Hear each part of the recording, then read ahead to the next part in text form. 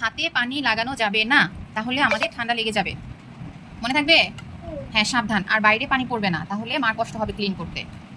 আর অনেক সময় হয়ে যায়, অ্যাক্সিডেন্টলি হয়ে যায়, সেজন্য কি করতে হবে?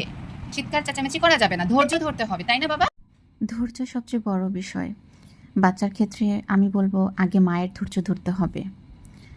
বাচ্চা ওকে কখনো কন্ট্রোল করা যায় না। ওকে একটা সিস্টেমে নিয়ে আসতে হলে আগে মাকে সেই সিস্টেমটা ফলো করতে আমরা হবে। কি খাচ্ছি জানো? একদিনে কিন্তু কখনোই আমরা সম্ভব না। খিচুড়ি খাচ্ছি।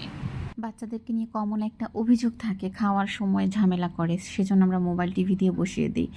কখনো কখনো আমি যখন অধৈর্য হয়ে যাই দিই, কিন্তু ম্যাক্সিমাম টাইম আমি ওকে সময় দিই। প্রচুর সময় দিতে হয় ওকে। খেলার ছলে ছলে গল্পে ছলে আমি ওকে খাওয়াই। এটা প্রায়ই করি। কোথাও ঘুরতে গেলেও আমার সাথে খেলনা থাকে, যেন ও এগুলো নিয়েই ব্যস্ত থাকে। প্লেনটা কি কালার হয়ে গেল? নো। এবং আরেকটা বিষয় হচ্ছে, আমি কিন্তু ওকে দিয়ে করাই না, করতে বলি না। প্রথমত হচ্ছে আমি করি, ও হচ্ছে দেখে দেখে আমার মতো করতে চেষ্টা করে। ওকে কিছু বাচ্চাকে কখনোই কিছু বললে সে শুনবে না।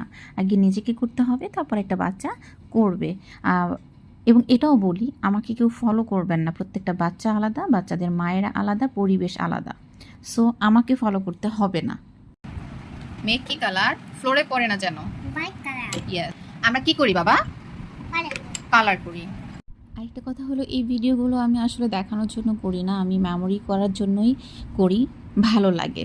সো আমার কাছে রেখে দিই, সেটাই শেয়ার আমরা করি। কিভাবে খাওয়া দাওয়া করি? আমরা মোবাইল দেখে খাই না, তাই না বাবা? আমরা টিভি দেখে খাই না, রাইট? জোরে বলো। আমরা খেলতে খেলতে, গল্প করতে করতে, it's okay, it's okay, no problem, আমি চেঞ্জ করে দিব। খেলতে খেলতে অনেক সময় আমাদের ভুল হয়ে যায় বাবা, ইটস ওকে।